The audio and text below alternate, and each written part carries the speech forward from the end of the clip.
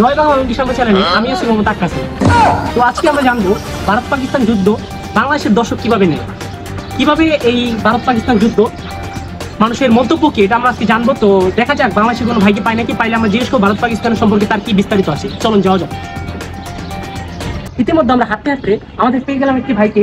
তো ভাই বাংলাদেশি, তো আমরা তাকে জিজ্ঞেস করে দেখবো ভারত পাকিস্তান সম্পর্কে তার কোনো বিস্তারিত আছে কিনা। চলুন ভাই। ও ভাই, ও ভাই, ভাই আমরা জয় বাংলা লঙ্গিসাম্বা চ্যানেল থেকে আসছিলাম, যদি কিছু বলতেন ভারত পাকিস্তান সম্পর্কে। আপনি আপনার থেকে বিস্তারিত জানতে চাই আমরা। আমি সাংবাদিক ভাই, যদি কিছু বলতেন ভারত পাকিস্তান সম্পর্কে কিছু বলতেন।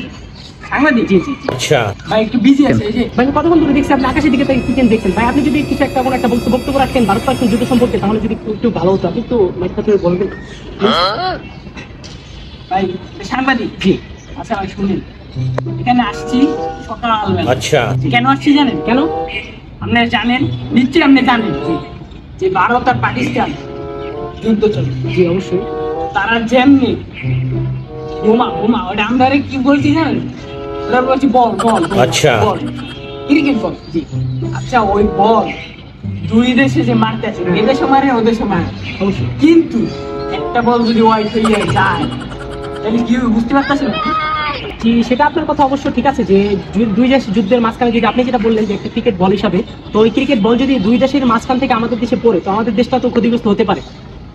এইটাই দেখতে আসি এতক্ষণ উপরে বই, এমনি দেখেন এমনি খালি দেখতেছি যাই। আমি এদিক তাকাই দেখতেছি কখন একটা বাংলাদেশের বল এই আছে, সকাল থেকে এনে উপরে দেখতেছি।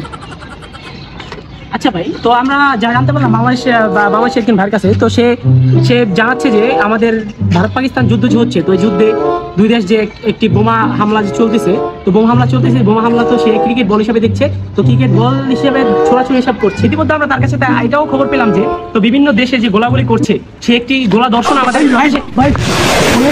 ভাই আমি